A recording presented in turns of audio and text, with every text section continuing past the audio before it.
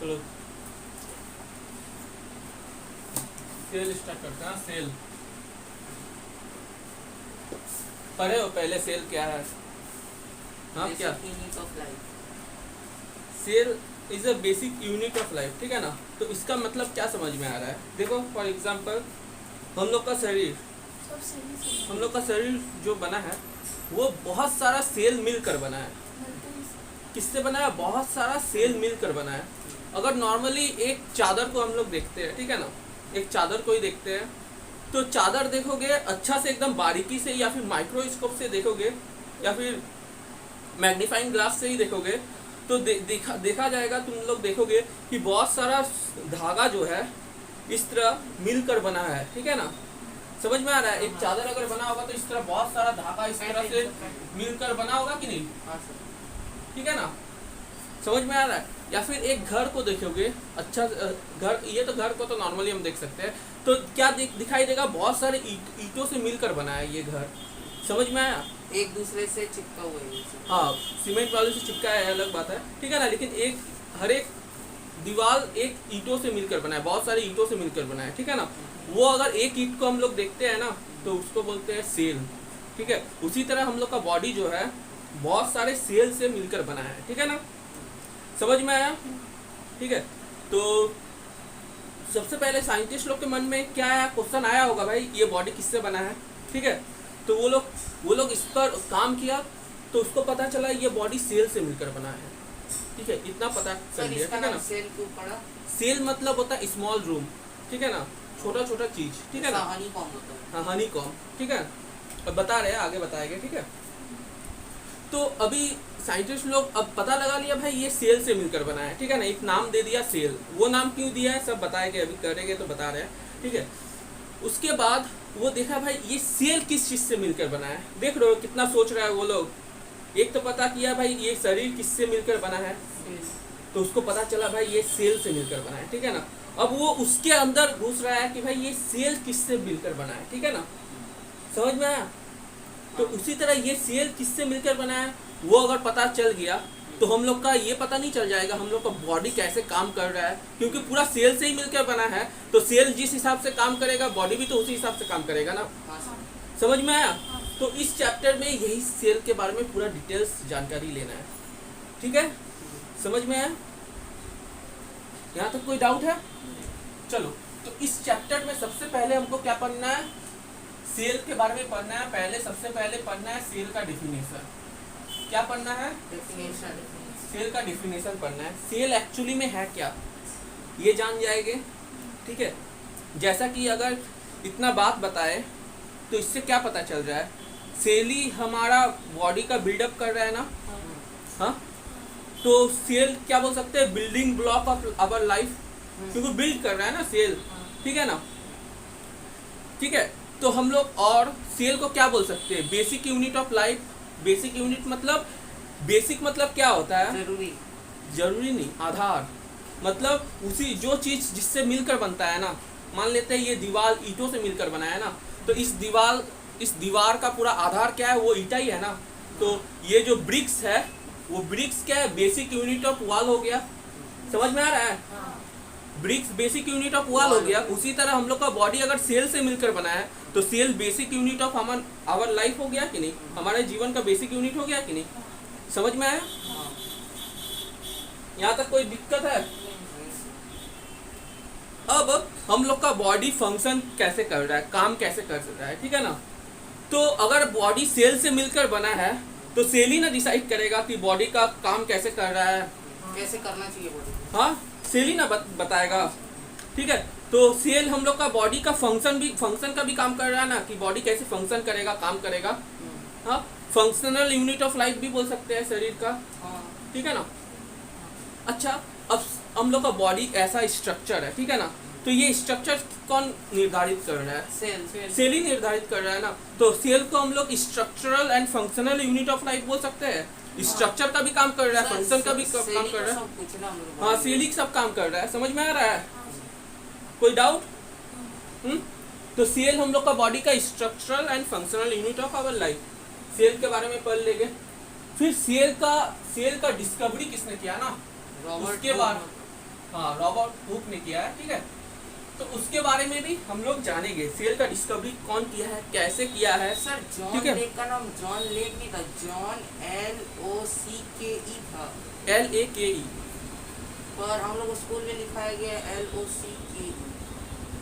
अरे थोड़ा स्पेलिंग इधर उधर हो जाता है, उससे कोई बात नहीं है। John law. लेक नहीं, जॉन लेक बोलते हैं उसको, ठीक है, जॉन लेक ही लिखना, ठीक है। ठीक है, अभी ये वाला पार्ट है, इस पर ध्यान दो, ठीक है ना।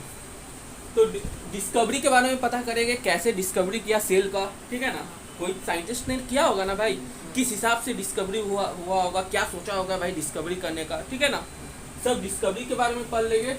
उसके बाद सेल के बारे में डिस्कवरी भी पता चल गया, तो सेल किस तरह से बना है वो भी तो पढ़ना जरूरी है ना। जब सेल का काम पता चल जाएगा, सेल ऐसे ऐसे काम कर रहा है। सेल को काम कौन करवाता है? माइंड नहीं, माइंड नहीं, ठीक है। माइंड तो बाद में, माइंड भी तो सेल से ही मिलकर ही ना बना है, ठीक है। सेल का काम करवाता है, उसका न्यूक्लियस होता है, ठीक है ना, वही उसका ब्रेन है, ठीक है ना।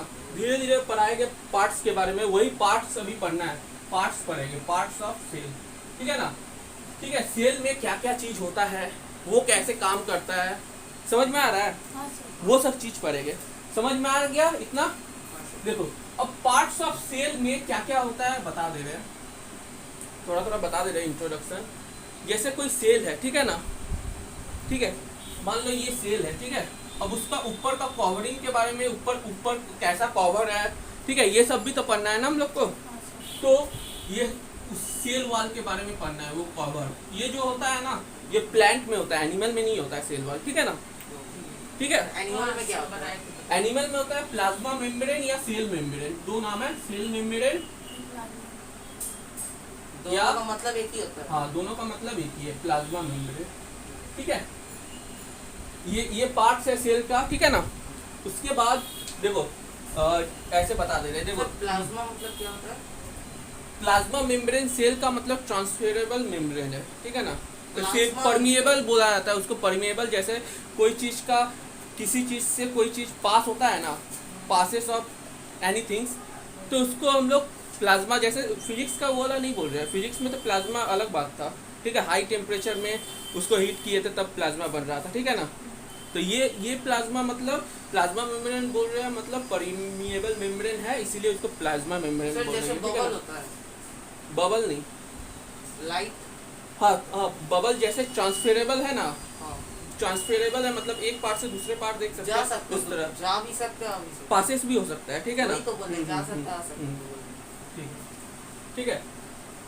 सेल मेम्ब्रेन पढ़ेंगे, ठीक है। पहले ऐसे बता दे रहे, मान लो रॉबर्ट हुक सबसे पहले सेल का डिस्कवरी किया, ठीक है ना। वो किस पर ये डिस्कवरी किया? प्लांट सेल में किया, ठीक है। और प्लांट सेल कैसा था? डेड प्लांट सेल, मरा हुआ प्लांट सेल में, ठीक है ना, ठीक है। प्लांट सेल जो होता है ना, प्लांट सेल मान लेते हैं ये एक प्लांट है, ठीक है ना, ये एक प्लांट है। अब जो ये वाला वुडी पोर्शन जो है, उसमें देखना एक परत लेयर जैसा जमा रहता है, ठीक है ना, छाल जैसा, समझ में आया?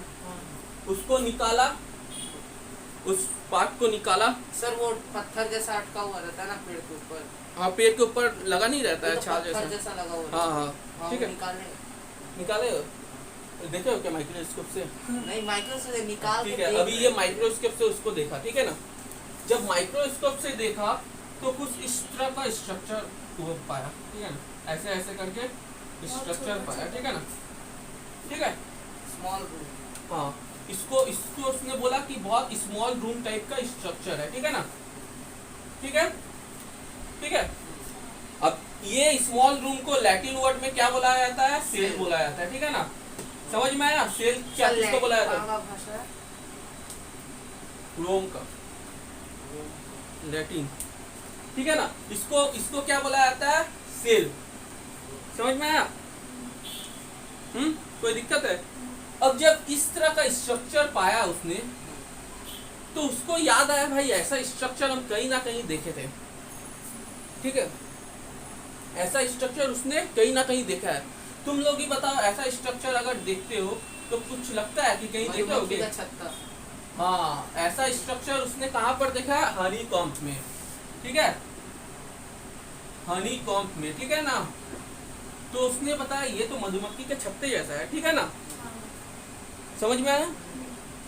तो रॉबर्ट हुक ने किस पर ये एक्सपेरिमेंट किया, एक डेड प्लांट के कॉर्क पे, ठीक है ना, कॉर्क मतलब woody parts of the plant, ठीक है, समझ गए, सब बताएंगे, अभी ऐसे इंट्रोडक्शन दे रहे हैं, ठीक है। चलो ये पता चल गया। अब सेल इस तरह छोटा छोटा स्मॉल रूम से बना है, ठीक है।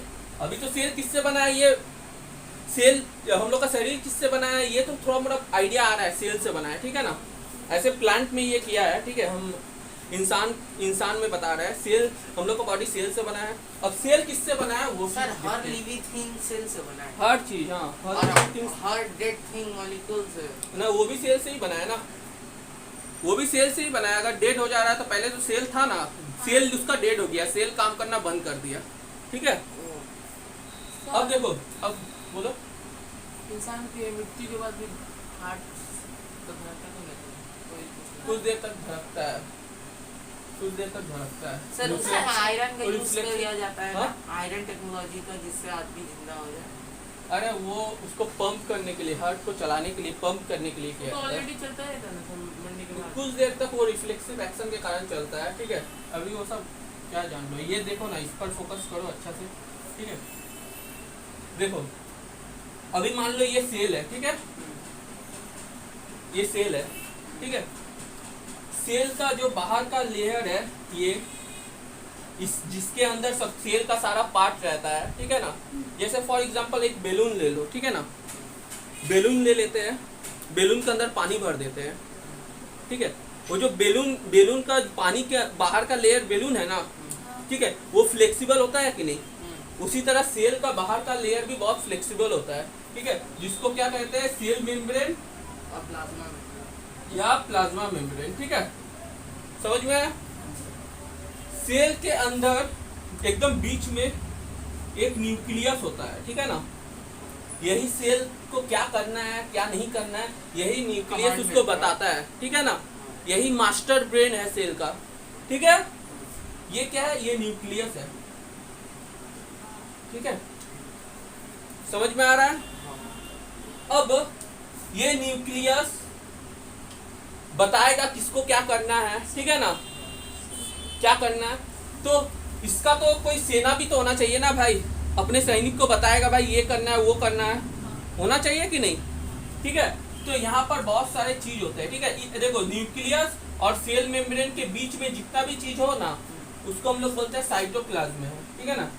इसके बीच के चीज को साइटोप्लाज्म कहते हैं, ठीक है, साइटोप्लाज्म, साइटोप्लाज्म, ठीक है, समझ में आया।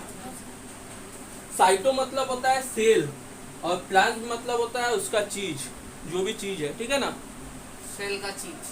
हाँ, सेल का चीज। जैसे यहाँ पर रहता है माइटोकॉन्ड्रिया, गोल्गी बॉडीज, ये सब नाम है, इसका फंक्शन जानेंगे, ठीक है ना।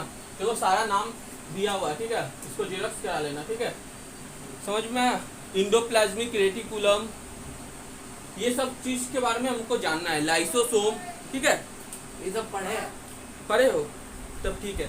सारा चीज है ना, जैसे माइटोकॉन्ड्रिया, राइबोसोम, गोल्गी बॉडीज, ये सब इसी भाग में पाया जाता है, ठीक है। मीन सेल के न्यूक्लियस के बाहर का जो हाँ, न्यूक्लियस के जो बच बाहर, जाता है। हाँ हाँ, समझ में, प्लाज्मा मेम्ब्रेन और न्यूक्लियस के बीच पाया जाता है, ठीक है ना। जैसे ये सब फाउंटेन है, फाउंटेन के बीच में जहाँ से पानी निकल रहा है और जो बीच का जगह बच गया उसके अंदर ही ये सब उसके अंदर, हाँ, है। सही बोले, हाँ, समझ में आ गया ना।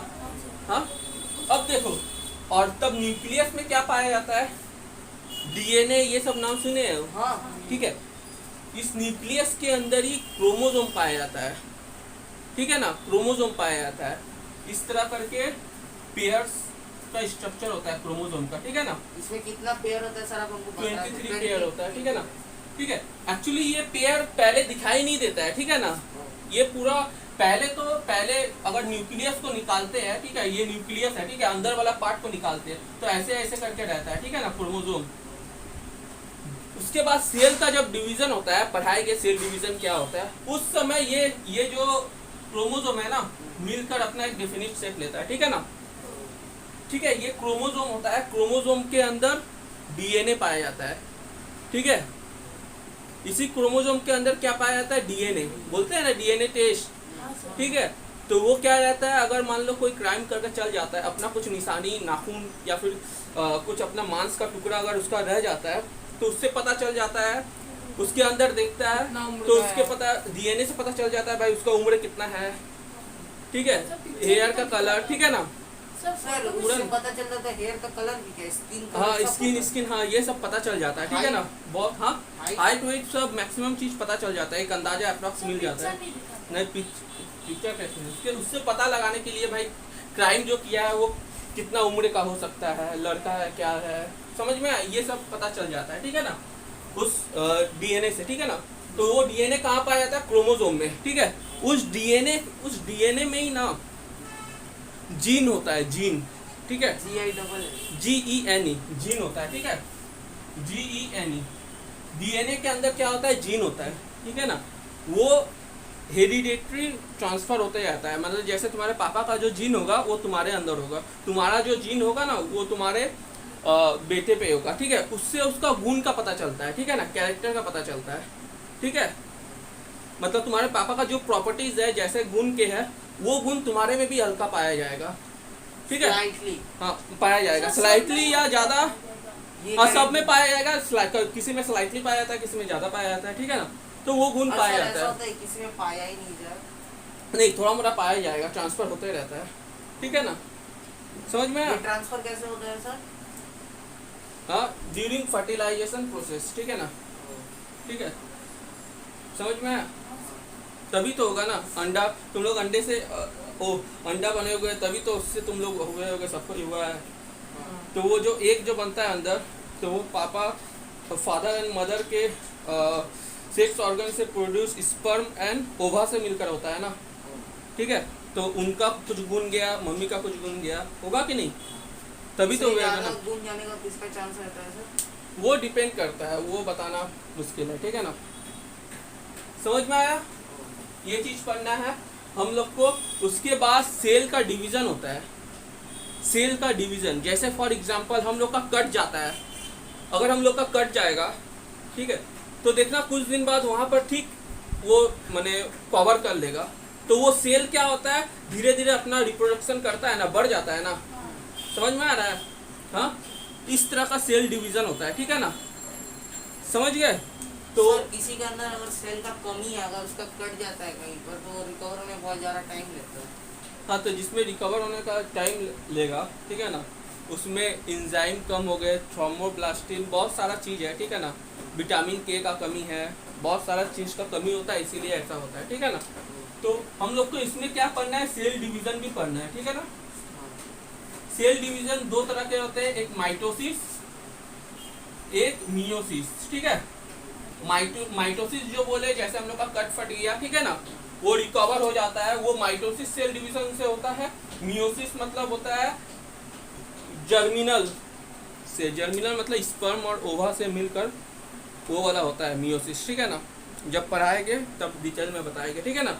अभी इसका जानकारी मिल गया इतना, समझ में? दो टाइप का होता है। हाँ तो अभी क्या क्या पढ़े इस चैप्टर में, क्या पढ़ना है, पहले पढ़ना है सेल का डेफिनेशन, ठीक है। उसके बाद सेल का खोज किसने किया, डिस्कवरी किसने किया, उसके बाद पार्ट्स ऑफ सेल के बारे में पढ़ना है, ठीक है ना। पार्ट्स ऑफ सेल क्या हो गया, सेल वॉल, जैसे फॉर एग्जांपल यहाँ पर हम बनाए थे सेल, ये सेल मेम्ब्रेन था ना, सेल मेम्ब्रेन या प्लाज्मा मेम्ब्रेन था ना, आउटर मोस्ट लेयर, जो outer most layer of cell is called plasma membrane और सेल मेम्ब्रेन। लेकिन प्लांट में ना और एक ऊपर से लेयर होता है, ठीक है ना, उसको सेल वॉल कहते हैं, ठीक है ना, एक्स्ट्रा लेयर होता है, ठीक है ना, आउटर मोस्ट, उसको सेल वॉल करते हैं, सेल वॉल कहते हैं प्लांट में, ठीक है। जैसे हम लोग का स्किन इतना नरम है, ऐसे करोगे, प्लांट का उतना सॉफ्ट नहीं होता है, क्यों? क्योंकि उसके ऊपर सेल वॉल पाया जाता है, ठीक है ना, उसको वो छील देने से वो नरम हो जाता है। हाँ नरम हो जाता है, लेकिन वो सेल वॉल उसको क्या प्रोड्यूस करता है, थोड़ा स्ट्रेंथ देता है, ठीक है ना, सर एक बात प्रोटेक्ट सर, करता है। हाँ जैसे हम लोग अगर मर जाते हैं, तो मर जाने के बाद हम लोग का बॉडी खराब हो जाता है, सड़ जाता है, वो अपने आप खत्म हो जाता है। हम्म, पर प्लांट अगर तोड़ देते तो वो मर गया ना, तो वो सूख के क्यों एक जगह रह जाता है, वो खत्म क्यों नहीं होता है?